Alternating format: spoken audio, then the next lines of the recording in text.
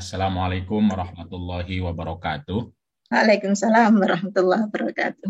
Bismillah, alhamdulillah, wassalatu wassalamu ala rasulillah wa ala alihi wa sahbihi wa mawalah amma ba'd. Teman-teman sekalian, syukur alhamdulillah kita pagi hari ini diskusi atau ngajinya pagi-pagi, adem, walaupun mungkin isunya sangat hangat. Jadi tidak hanya Mbak Mufliha, memang ini sudah cukup lama diskusi ini salah satu yang sering saya diminta oleh beberapa bunyai, beberapa kiai, jangan ngomongin imam perempuan lah katanya. Itu sangat krusial dan kontroversial dan lain sebagainya. Akan tetapi ya saya pikir kita sebagai insan anggaplah yang punya tradisi, yang punya fikih, yang punya tafsir, punya hadis, punya dan lain sebagainya sebegitu banyak. Tetap saya tradisi itu akan dibuka, akan diketahui, akan dibaca oleh banyak pihak. Jadi daripada diketahui dari pihak lain, kenapa tidak kita jelaskan bersama-sama bahwa nanti yang diambil masing-masing punya pendapat, punya apa namanya pilihan ya monggo-monggo saja. Yang penting seperti yang saya bilang kalau dalam buku Qiraah Mubadalah itu adalah yang utama itu pilihan pandangan apapun nanti ini tidak bisa digunakan sebagai alasan bahwa laki-laki lebih utama dari perempuan. Jadi kan seringkali orang mengatakan hanya laki-laki yang bisa jadi imam, karena itu laki-laki lebih utama. Nah, padahal hanya bisanya itu karena dilarang, bukan karena tidak bisa. Jadi perempuan bukan tidak bisa jadi imam, tapi dilarang. Ketika dilarang ya nggak bisa dong dibilang laki-laki lebih utama. Dan itu tidak bisa dibawa kemana-mana lalu kalau memang sejak awal dilarang. Nah itu mungkin yang paling utamanya itu. Yang lainnya ya mari kita buka bersama-sama kitab-kitab fikihnya, kitab-kitab hadisnya, bahwa dalam tradisi kita ternyata tidak seperti yang di apa namanya disimpulkan oleh banyak orang bahwa semua ulama melarang misalnya ya. Tadi betul kata Mbak Mufliha tadi, jadi memang betul kalau di fikih ya mayoritas ulama itu melarang perempuan menjadi imam bagi laki-laki. Tapi ternyata bagi perempuan pun ada imam yang melarang, yaitu Imam Malik tadi disebutkan. Jadi ternyata tidak hanya untuk laki-laki, untuk makmum perempuan pun ada yang melarang gitu. Eh, tetapi ada pandangan-pandangan lain yang itu ada sesungguhnya dalam kajian fikih, hadis dan tafsir, tapi sayangnya tidak dibuka secara apa ya, secara anggaplah akademik. Jadi kalau kita lihat misalnya kamus-kamus besar fikih kita yang kontemporer sekalipun itu tidak membuka itu. Misalnya Al-Fiqhul Islami wa Adillatuhu. Itu tidak menyebutkan bahwa ada pandangan yang membolehkan perempuan jadi imamnya laki-laki. Di situ tidak ada. Lalu juga kamus yang paling dirujuk oleh semua ulama, kamus fikih Kuwait, itu juga tidak disebutkan di situ. Jadi karena itu orang lalu berpikir jangan-jangan memang tidak ada gitu loh. Nah, padahal kata Kiai Hussein, guru saya, paling tidak ya dikenalkan lah, wong ada kok, masa ditutup semuanya gitu loh. Jadi kita tahu nggak usah jauh-jauh ya, nggak usah jauh-jauh ke kitab. Di Subulus Salam itu kan dikaji di pesantren. Subulus Salam itu kan kitab tulisannya Imam As-Sun'ani yang mensyarahi kitab-kitab, mensyarahi hadis-hadis yang ada dalam Bulughul Maram karangan Ibnu Hajar Al-Asqalani. Nah, saya kira di situ lebih lebih jelas disebutkan ketika bicara hadis. Jadi karena ini buku saya berangkat dari hadis-hadis, maka kita akan mengawalinya dari hadis-hadis itu sendiri dulu ya. Jadi memang nah kalau kalau apa namanya kamus fikih kontemporer yang membuka itu lebih lebih komprehensif itu ada tulisannya Dr. Abdul Karim Zaidan. Saya kira orang orang Fakultas Syariah sangat sangat kenal tuh karena punya kitab Tarikhut Tasyri', punya kitab kitab-kitab lain terkait dengan hukum keluarga. Dr. Abdul Karim Zaidan itu punya ensiklopedia terkait dengan hukum keluarga yang disebut dengan Al-Jami'u fil Fiqhil Islami Al-Mufassal fi Ahkamil Mar'ati wal Baitil Muslimi fi Syariah Al-Islamiyah. Nah, itu masih di jilid 1, itu dibahas seluruh pandangan ulama terkait dengan sholatul jama'ati bi imami imro'atin. Jadi sholat jemaah dengan diimami oleh perempuan. Ada bab tentang imamatul mar'ah lirrijal, ada bab tentang imamatul mar'ati lin nisa. Nanti di situ semua pandangan ulama disebutkan secara ringkas apa alasannya dan apa dalil-dalilnya. Jadi kita akan mengawalinya dari hadis itu sendiri karena itu puncak dari puncak dari sumber yang dianggap paling otoritatif lah kira-kira. Karena kalau merujuk kepada Quran misalnya itu tidak secara jelas, misalnya ar-rijalu qawwamuna 'alan nisa. Itu kan tidak secara jelas apakah itu artinya melarang perempuan jadi imam. Karena pernyataan qawwamuna adalah misalnya pemimpin, pertanyaannya pemimpin kapan dan di mana, untuk apa misalnya, itu tidak secara jelas. Kalau artinya adalah semuanya, maka pertanyaannya bagaimana dengan perempuan yang bisa ngaji misalnya, bisa kedokteran, apakah juga tidak boleh memimpin tentang ilmu kedokterannya, ilmu tadi dibilang ilmu permasakannya, misalnya ilmu penjahitannya dan lain sebagainya. Nah, karena itu tidak dianggap ayat itu secara jelas tegas terkait dengan keimaman perempuan. Nah, yang paling jelas itu adalah hadis yang ada dalam Ibnu Majah dan hadis yang ada dalam Abu Dawud. Mari kita buka hadisnya karena ini yang sering menjadikan diskusi tentang imam itu lebih jelas ya. Jadi hadis yang sering dirujuk adalah Ibnu Majah, dalam Sunan Ibnu Majah nomor 1134 kalau pakai Maknaz Al-Islami. Nah, seperti biasa hadis itu selalu saya sampaikan adalah teks yang berakhir kepada Rasulullah dan itu ada sanadnya. Ada orang-orang yang bertanggung jawab. Jadi tidak sebagaimana sekarang kita sering menjumpai di grup-grup WA semua orang ngomong Nabi berkata, Nabi berbuat dan lain sebagainya. Padahal kita sudah 15 abad tidak ada satupun di antara kita yang ketemu sama Nabi. Nah, pada masa dulu, pada masa awal Islam itu tidak boleh orang mengatakan Nabi berkata kalau dia tidak punya otoritas, sanad yang otoritatifnya. Kalau bahasa sekarang footnote, kalau bahasa sekarang ya. Jadi nggak bisa ngomong tanpa footnote gitu loh.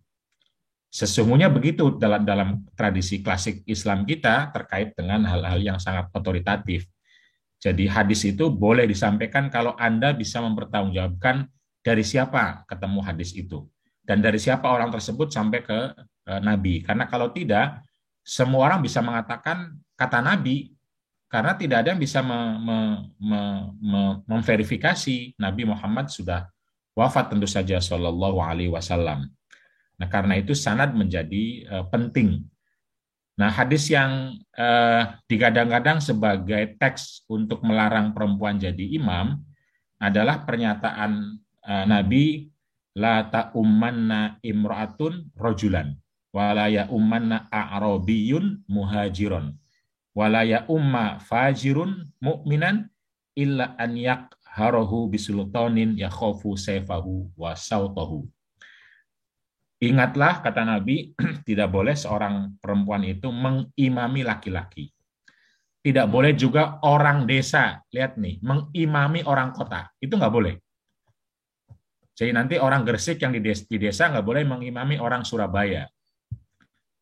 Walaya ummah, dan tidak boleh mengimami fajirun, orang yang fasik, orang yang berdosa, mukminan, orang yang soleh lah kira-kira. Tidak boleh. Jadi kalau ada orang yang kelihatan fasik, tidak jelas misalnya, itu tidak boleh jadi imam. Untuk orang-orang yang jelas ada orang soleh. Jadi kalau ada santri masih nakal, nggak bisa jadi imam. Di mana di belakang ada kiainya, itu nggak boleh. Illa an yakharuhu bisultanin yakhafu sayfahu wa sautahu, kecuali kalau dipaksa oleh pemerintah atau oleh raja, di mana seseorang akan takut dengan pedangnya dan pecut atau cemetinya. Jadi kalau dalam keadaan dipaksa ya boleh, tetapi kalau dalam keadaan umum nggak boleh. Jadi perempuan nggak boleh jadi imam laki-laki, orang desa, orang badui, orang kampung tidak boleh jadi imam, orang yang sudah mutamadin atau muhajir, sudah hijrah, sudah asumsinya ya mungkin nanti tafsirnya banyak ya, Arabiyun sama muhajirun itu. Nah, muhajirun yang tinggal di Madinah, yang di kota itu. Dan juga orang yang fasik, orang yang tidak boleh jadi imam bagi orang yang. Nah ini redaksi hadisnya saja, kalau kita lihat di diskusi fikih, itu yang kedua sama ketiga nggak berlaku. Nggak berlaku tuh Arabiyun muhajirun, hampir semua kitab fikih mengatakan ya boleh, paling jauh makruh, haramnya tidak ada. Begitupun fajirun mukminan itu juga hampir tidak berlaku di fikih itu. Kecuali yang pertama, nah itu berlaku. Jadi di teks yang sama hanya penggalan pertama yang berlaku, kedua sama ketiga itu secara umum tidak berlaku. Karena orang desa ya kalau pinter, kenapa tidak boleh gitu loh. Kalau afqoh, kalau akro, kalau senior, kalau dan lain sebagainya. Nah, begitupun orang yang dianggap fasik, kalau memang dia bacaannya bagus dan lain sebagainya, banyak ulama mengatakannya boleh, paling jauh makruh, kalau haram tidak. Nah, tetapi kalau yang pertama sama-sama menggunakan kata la, itu nggak ada, atau sebagian besar ulama mengatakan haram. Nah, ini yang saya katakan, ya memang kadang-kadang hadis itu kalau untuk urusan perempuan itu sepakat semua. Kalau urusan laki-laki, enggak.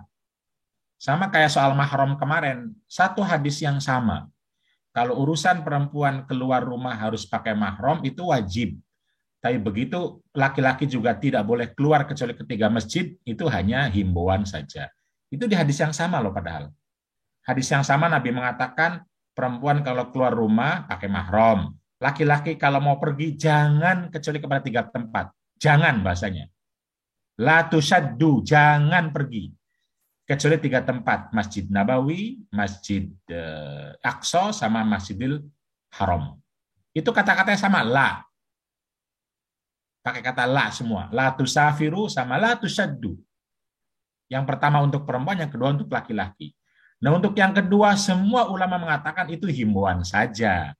Karena itu ya kita boleh dong ke Masjid Sunan Ampel, boleh. Bahkan piknik juga boleh, ke Eropa boleh, laki-laki itu boleh. Tapi baiknya ke masjid tiga itu. Tapi giliran la tusafiru haram semua. Padahal itu satu tempat ngomongnya Nabi, satu tempat, satu teks gitu. Nah ini di fikihnya ya. Tapi sebelum fikih nanti kita bahas bersama-sama bagaimana. Itu adalah sanadnya. Nah ternyata di sanad ini semua ulama hadis semuanya tidak ada satupun yang mengatakan hadis ini sahih maupun hasan. Semua ulama mengatakan hadis ini dhaif, bahkan ada yang mengatakan maudhu'. Kenapa? Karena ada orang yang namanya Ali bin Zaid ini dari Muhammad Al-Adawi yang dianggap tidak kredibel. Nah ini pernyataan-pernyataan para ulamanya. Waqala Ibnu Hajar Al-Asqalani dalam kitab Bulughul Maram, wa isnaduhu wahin, isnadnya lemah. Waqala Son'ani, dan berkata Imam Son'ani syarah Subul Salam itu, wa fihi Abdullah bin Muhammad Al-Adawi, ini yang tadi saya sebutkan tadi, ini Al-Adawi itu, ini berarti gurunya Ibnu Majah sendiri, guru tingkat ketiga ya. mendengar dari Muhammad, mendengar dari Al-Walid, mendengar dari Abdullah. Jadi kalau ininya putus, ya kemungkinan besarnya nggak benar dengar dari Nabi, dari dan seterusnya. Bukan salahnya Jabir, bukan salahnya Rasulullah, salah di sini. Karena ini itu cuma satu jalurnya, tidak ada murid lain gitu loh. Jadi sanad itu kalau putus di tengah kan kayak layangan putus, udah nggak bisa lagi. Kalau sudah putus ya putus, nggak ada layangannya gitu loh. Bukan berarti ya bisa disambung, sambungnya gimana? Wong dia udah putus kok di tengah-tengah. Nah itu kira-kira karena itu kalau sudah putus dianggap ya nggak bisa disebut sebagai hadis. Nah gitu kira-kira ya. Jadi wala adawiyu ittahamahu waqi'un biwad'il hadis. Jadi Al-Adawi itu menurut Imam Waqi', gurunya Imam Syafi'i, Waqi' itu adalah orang yang selalu memalsukan hadis. Orang itu. Dan gurunya Waqi' itu adalah dhaif. Orang yang suka memalsukan biasanya gurunya guru-guru yang lemah-lemah itu. Walahu turukun ukhra fiha Abdul Malik bin Habib wa huwa muttahamun bisarqatil hadis wa takhlitul asanid. Memang ada juga jalan lain, tetapi juga ada nama Abdul Malik bin Habib yang dikenal sebagai orang yang sering mencuri-curi hadis. No, hadis ada yang dicuri juga tuh. Hadis tidak hanya lemah, tidak hanya sahih, hasan, dhaif dan maudhu, tapi juga hadis yang dicuri. Mencuri hadis itu gimana? Ya mencampur-campur hadis seakan-akan hadis itu sahih padahal bukan karena dicuri-curi sanadnya dicampur-campur gitu loh. Wa takhlitul asanid. Wa qala Syekh Syuaib Al-Arnaud. Nah, ini ulama hadis kontemporer mengatakan bahwa isnad hadis yang terkait dengan perempuan nggak boleh jadi imam itu adalah talifun, sama nih, hilang, nggak jelas, lemah. Ada Ali bin Zaid bin Jad'an yang tadi itu dhaifun. Wa Abdullah bin Muhammad Al-Adawi itu matrukun. Matruk itu nggak dipakai sama ulama hadis. Ini ulama hadisnya bilang begitu gitu loh. Walaupun ada kitab hadis, tapi kan dibilang matruk. Nanti kita bilang ya matruk juga hadis, kan repot juga. Matruk itu kan ditinggalkan. Jadi ulama hadis menyebut hadis itu untuk mengatakan hadis ini tidak dipakai. Tapi dipakai juga. Nah ini kan sama kayak sampah-sampah, misalnya orang Eropa membuang sampah dipakai sama kita jadi barang gitu loh. Jadi waqad ditahamahu ba'dhum, bahkan ada yang menganggap itu sebagai orang yang dicurigai, sebagai orang yang memalsukan hadis. Wal Walid bin Bukair layyinul hadis, dan seterusnya ini semua ulama bicara tentang kelemahan hadis itu. Jadi tidak ada satupun ulama hadis yang mengatakan hadis ini minimal adalah hasan, misalnya tidak ada, ataupun apalagi sahih. Jadi ada yang mengatakan maudhu, ada yang mengatakan dhaif, lemah. Kenapa? Karena sanadnya tadi bukan karena nabinya, bukan karena sahabatnya, bukan karena tabi'innya, tetapi generasi pasca tabi'in. Jadi kalau saya mendengar dari guru saya dari gurunya, gurunya itu mendengarnya dari orang yang di tengah jalan nggak jelas siapa gitu loh. Nah itu kan artinya putus di situ ya nggak bisa terus sampai ke Nabi gitu. Nah gitu kira-kira ya logikanya. Nah sementara hadis lain yang nanti dijadikan sandaran oleh ulama dalam mazhab Syafi'i, yaitu Imam Al-Muzani sama Imam Abu Thawr, bahwa perempuan boleh menjadi imam bagi laki-laki, adalah hadis Abu Daud yang tadi sudah dibacakan sebagian oleh Mbak Muflihah. Tetapi itu riwayat lain ya, ada kata-kata ta'umma nisa adariha. Padahal hadis yang sahihnya itu ta'umma ahla dariha, bukan nisa adariha. Itu riwayat lain yang lebih lemah sesungguhnya. Yang kuat adalah ahla dariha. Ahla dariha itu seluruh keluarga dalam rumah itu. Jadi wakana Rasulullah Shallallahu Alaihi Wasallam yazuruha, ada berbagai riwayat, tapi riwayat ini yang di Abu Dawud ya. Yazuruha fi baitiha wa ja'ala laha muadzinan.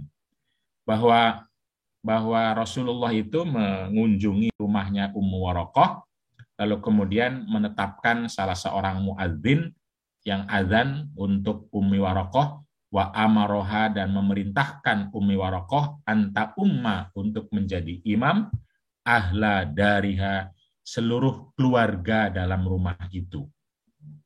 Waqala Abdurrahman fa ana ra'aitu muadzinaha syaikhon kabiron. Dan saya lihat yang azannya itu adalah laki-laki yang sudah berusia. Nah, karena itu ada ulama yang menyimpulkan ya Warokoh berarti pada saat itu mengimami keluarga di dalamnya ada laki-laki. Nah, Sunan Abi Dawud ini juga sama, ada sanadnya, dan sanad ini juga sebagaimana sebelumnya itu diperdebatkan ulama di Abdurrahman bin Khallad. Ada salah satu orang ini yang ada yang mengatakan dhaif, tapi juga ada yang mengatakan makbul, boleh diterima. Jadi berbeda dengan yang pertama, itu semua ulama hadis mengatakan lemah. Nah, hadis yang kedua itu ada yang mengatakan lemah, ada yang mengatakan kuat. Kuat ya. Nah, ini diantaranya. Qala Ibnu Hajar rawahu Abu Daud wa sahhahahu Ibnu Khuzaimah. Jadi ada ulama hadis yang sudah mengatakan hadis ini sahih, yaitu Ibnu Khuzaimah. Lalu, tapi ada juga ulama yang mengatakan bahwa ini dhaif. Kenapa? Karena Abdurrahman bin Khalad jahalah. Kalau tadi kan matruk. Kalau jahalah itu kurang dikenal oleh ulama hadis. Wa qala Al-Albani, dan Imam Albani atau Syekh Albani pada masa kontemporer mengatakan hadisun hasan.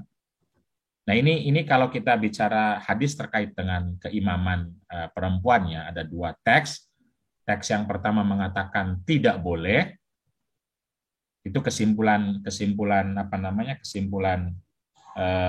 sepertiga dari hadis, karena ada sepertiga berikutnya yang ternyata di hadis mengatakan itu boleh. Lalu kemudian ada hadis yang mengatakan Ummu Warokoh itu mengimami keluarganya. Dan di antara keluarganya itu ada laki-laki yang sudah berusia, yang sudah tua atau sudah syekh, yang menjadi tukang azannya. Nah, hadis yang ini, kalau yang pertama itu dianggap oleh semua ulama hadis lemah, hadis yang kedua dianggap ada yang mengatakan lemah, ada yang mengatakan sahih, ada yang mengatakan hasan hadisnya. Nah, sekarang kita kembali ke fikihnya lah kira-kira ya. Fikihnya itu ya saya merujuk yang kecil saja, ada di Subulus Salam, seperti yang saya bilang itu Imam As-Sun'ani. Disebutkan di situ tentang fihi dalilun ala sihhati imamatil mar'ati ahla dariha. Yang baris kedua ini, kata Imam Sun'ani mengatakan bahwa perempuan itu menjadi imam di rumah itu adalah boleh. Wa in kana fihim ar-rajulu, sekalipun ada laki-laki. Fa innahu kana laha muadzdzinun wa kana syaikhon kama fir riwayah. Jadi sekalipun ada laki-laki boleh perempuan menjadi imam, sebagaimana itu adalah jelas dalam riwayat. Ini kata-kata Imam As-Sun'ani. Wa dhahiru annaha kanat ta'ummuhu, karena dalam teks itu jelas disebutkan sahabat Warokoh itu mengimami laki-laki. Bahkan ada riwayat lain wahulamaha, dan juga ada budak laki-lakinya, wajariyataha, dan juga budak perempuannya juga ikut. Pokoknya sekeluarga semua ikut, semua ada laki dan perempuan. Wa dhahaba ila sihhati dzalika. Nah ini. Dan berpendapat bahwa hal itu sahih, hal itu boleh bagi perempuan menjadi imam, yaitu 3 ulama besar mazhab Syafi'i. Ini semua ulama mazhab Syafi'i. Abu Thawr, Al-Muzani, murid Imam Syafi'i, wa Tabari. Imam Tabari yang punya tafsir itu. Tafsir besar itu. Imam Tabari juga belajarnya sama Imam Syafi'i. Tiga-tiganya ini adalah ulama besar. Al-Muzani yang bertanggung jawab untuk menyebarkan mazhab Syafi'i dalam Al-Um. Lalu di samping Imam Rafi'i tentu saja, Abu Thawr dan At-Tabari yang punya kitab tafsir, punya kitab sejarah, dan lain sebagainya. Ulama pertama yang menulis tafsir. Ulama yang pertama juga menulis sejarah. Itu adalah Imam At-Tabari. Tentu saja Imam Syafi'i mengatakan, wa khalafa fi dzalika al-jamaahiru. Dan tentu saja semua ulama atau mayoritas ulama lain mengatakan tidak boleh. Nah, ini yang dikatakan oleh Imam As-Sun'ani.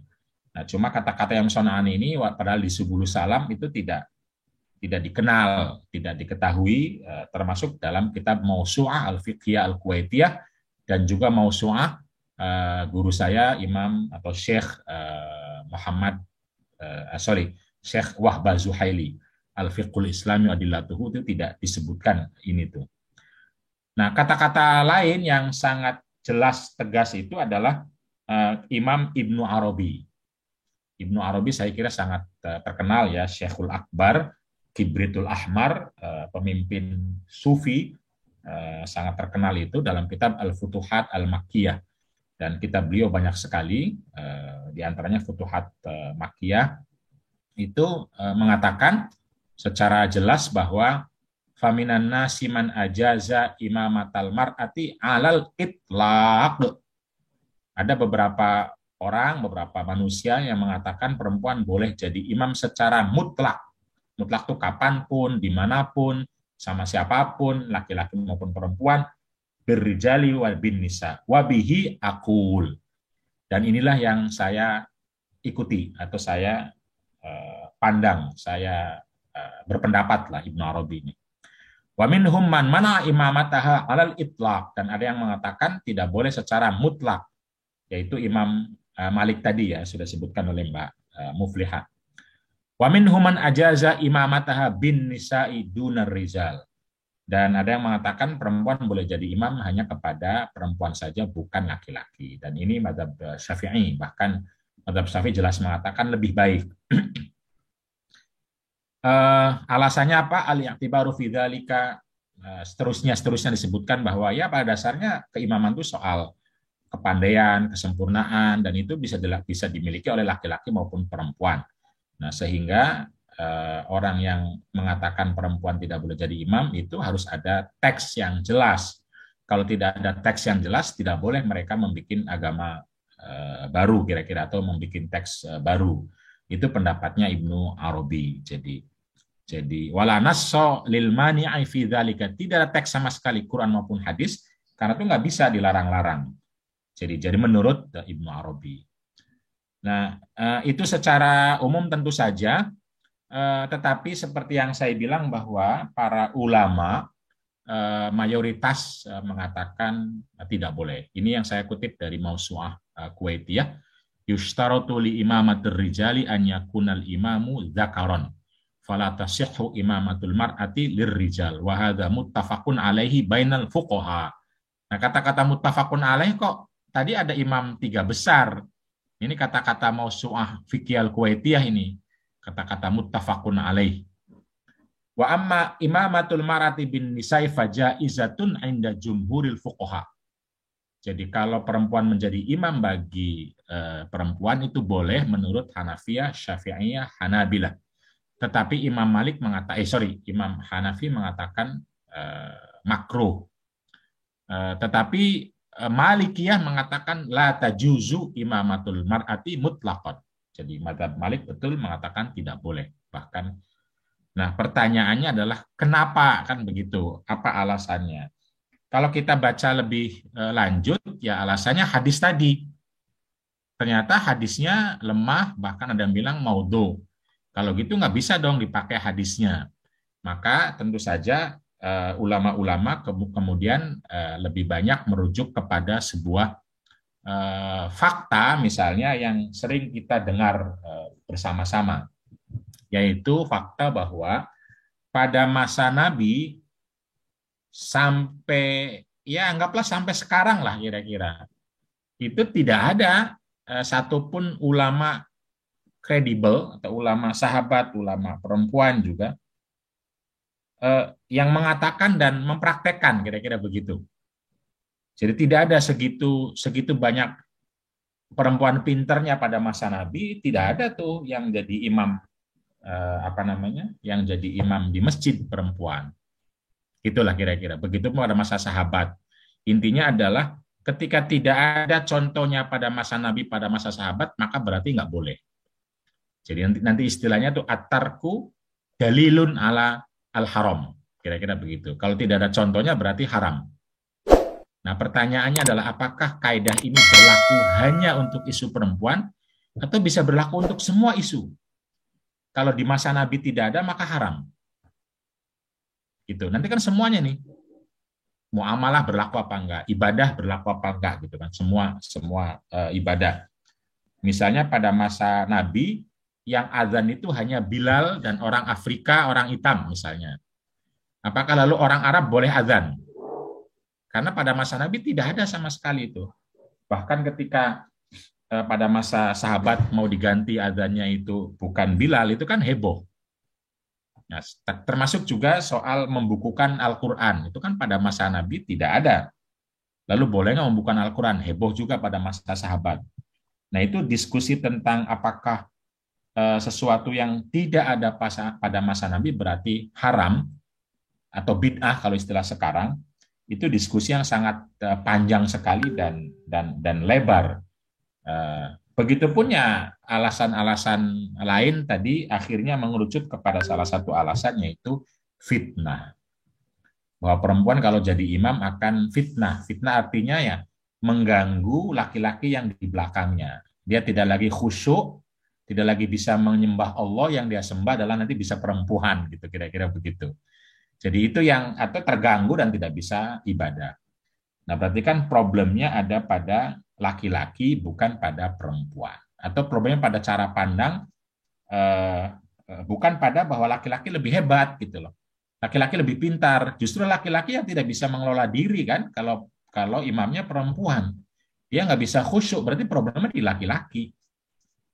Jadi karena itu minimal menurut saya tadi saya bilang kalau memang kita mengambil pandangan bahwa perempuan nggak boleh jadi imam bagi laki-laki ya alasannya karena laki-lakinya nggak bisa khusyuk, bukan karena perempuannya tidak bisa.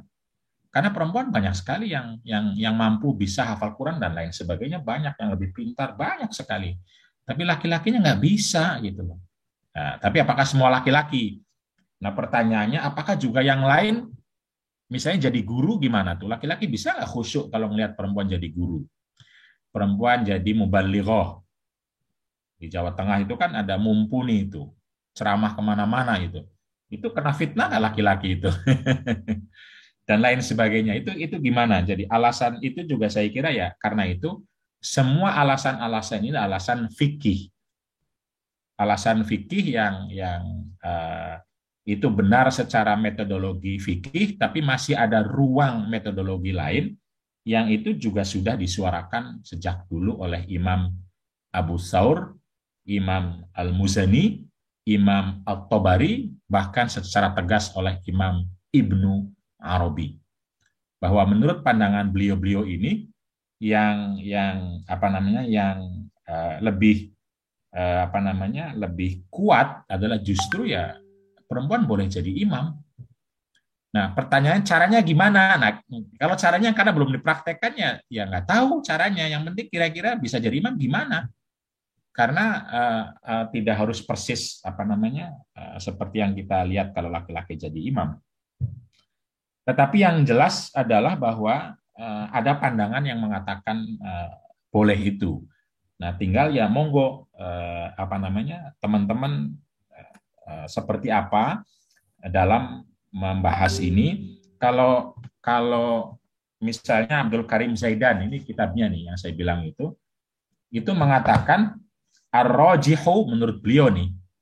Ar-rajihu adalah perempuan itu boleh jadi imam kalau di tempat keluarga.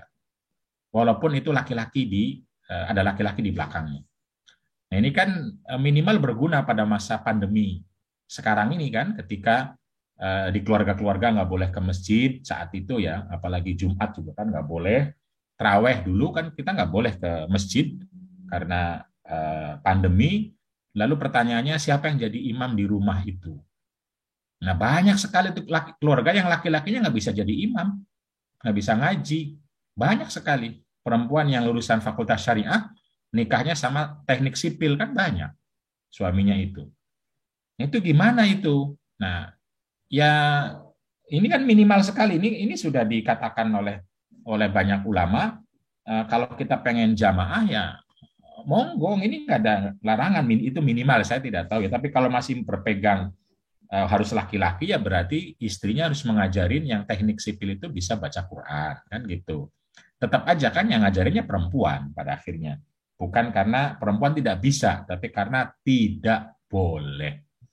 Nah, tidak bisa sama tidak boleh tentu saja berbeda. Karena itu tidak bisa disimpulkan laki-laki lebih pintar, lebih hebat, lebih layak, dan lain sebagainya. Tapi ya karena tidak boleh saja. Alasannya apa? Alasannya sangat sangat debatable, alasan apapun, mulai dari Quran, hadis, bahkan alasan fitnah dan lain sebagainya. Nah, bahkan ada ruang para ulama fikih yang mengatakan itu boleh. Nah, diantaranya tadi saya bilang Abdul Karim Zaidan yang beliau sangat menjadi rujukan dalam buku-buku Fakultas Syariah karena ada tentang tarikh tasyri'. Selain Khudori Bik, itu beliau punya buku tarikh tasyri' yang sangat terkenal, Abdul Karim Zaidan ya. Eh, Kalau mau yang lebih galak lagi, galak. Ada ulama kontemporer yang lebih galak lagi, yaitu Jamal Al-Banna. Saya sudah share bukunya ke Aida, satu buku penuh itu. Beliau sangat galak mengkritisi ulama-ulama yang mengharamkan perempuan jadi imam. Jamal Banna itu adiknya Hasan Al-Banna, yang pemimpin Ikhwanul Muslimin itu. Itu ada bukunya Jawazu Imamatil Mar'ati Lir Rijal. Bolehnya perempuan menjadi imam bagi laki-laki. Itu silahkan dibaca, tapi tentu saja itu pendekatannya sangat sangat galak dalam arti mengkritisi habis semua ulama-ulama fikih ya. Nah, padahal menurut saya di fikih juga ini jelas saya bilang beliau itu sama seperti tadi ulama-ulama lain yang mengatakan tidak ada satupun ulama fikih yang membolehkan, padahal kan ada ternyata. Nah, beliau saja itu beliau yang membolehkan merasa merasa tidak ada ulama fikih lama yang membolehkan. Menurut dia yang pertama membolehkan menurutnya. Beliau merasa beliaulah yang orang yang pertama membolehkan karena ulama-ulama fikih tidak ada satupun yang membolehkan, baik ulama fikih klasik maupun kontemporer. Di buku itu nanti silahkan dibaca. Nah, padahal seperti yang saya bilang ini ternyata kan ada ulama-ulama fikih yang mengatakan itu boleh perempuan menjadi imam, terutama bagi perempuan, dan beberapa membolehkan termasuk juga bagi laki-laki, wabil khusus kalau konteksnya di dalam keluarga atau mungkin musola kecil atau ya paling tidak adalah dalam jamaah keluarga yang bikin jamaah, bikin tarawih bersama, mungkin bikin dan lain sebagainya. Nah, itu kira-kira apa yang ingin saya sampaikan. Tentu saja sholat itu adalah soal ketenangan, kekhusyuan tentu saja ya, dan soal bagaimana seseorang ingin menghadap dan mendekat kepada Allah Subhanahu wa taala. Karena itu pandangan yang paling menenangkan, yang nyaman itu biasanya adalah lebih mudah ya. Tetapi juga kita harus membuka diri bahwa ada pandangan-pandangan lain yang itu juga adalah para ulama kita sendiri, dan ulama itu kita rujuk dalam isu-isu lain, misalnya tafsir At-Tabari itu, atau isu tasawuf yaitu Ibnu Arabi, atau isu-isu fikih dalam madzhab Syafi'i yaitu Imam Abu Thawr dan Imam Muzani. Dan itulah sedikit pembahasan terkait dengan imam perempuan dalam fikih ya, dalam fikih. Itu Mbak Muflihah. Sekali lagi bagi saya yang paling penting adalah pandangan apapun, kita tentu saja punya pandangan mayoritas ulama fikih itu, tapi pandangan itu jangan dijadikan alasan untuk mengatakan bahwa laki-laki hanya karena punya penis saja, lalu dia lebih baik dari perempuan yang sekalipun dia pintar, soleha, doktor, profesor, laki-laki merasa lebih hebat, lebih penting, lebih utama, lebih mulia hanya karena tidak ada kelebihannya kecuali yang beberapa senti itu kan lucu gitu loh. Terima kasih. Mudah-mudahan ini bisa menguatkan keimanan kita bahwa Islam itu adalah agama rahmatan lil alamin dan juga akhlakul karimah, di mana kita semua laki-laki dan perempuan dituntut untuk menjadi hamba, menjadi khalifah, menjadi orang yang dinilai oleh Allah karena ketakwaan dan amal solehnya, bukan karena tubuh jenis kelamin kita laki-laki atau perempuan. Innallaha la yanzuru ila ajsamikum wala ila suwarikum walakin yanzuru ila qulubikum wa amalikum, bahwa yang dilihat oleh Allah, dipertimbangkan oleh Allah itu bukan tubuh kita, tetapi iman dan amal kita. Karena itu janganlah membanggakan ketubuhan laki-laki atau perempuan, tetapi banggakanlah di mata Allah itu keimanan dan ketakwaannya. Kata Mbak Nur, aku manfaat maka ada, aku soleh maka aku ada, aku takwa maka aku ada. Bukan aku laki-laki maka aku lebih hebat, lebih penting, lebih mulia. Lalu dengan alasan tadi jadi imam, jadi raja, jadi sultan, padahal jadi-jadinya semua karena ya didorong, sementara perempuan dilarang. Bukan karena betul-betul kualitasnya atau ketakwaannya atau amal dan lain sebagainya. Artinya, sekalipun misalnya perempuan tidak menjadi imam, ada banyak ruang yang memungkinkan perempuan tetap mulia, tetap hebat, tetap lebih penting untuk dipertimbangkan oleh Allah Subhanahu wa taala dan tentu saja Nabi Muhammad dan Islam. Terima kasih.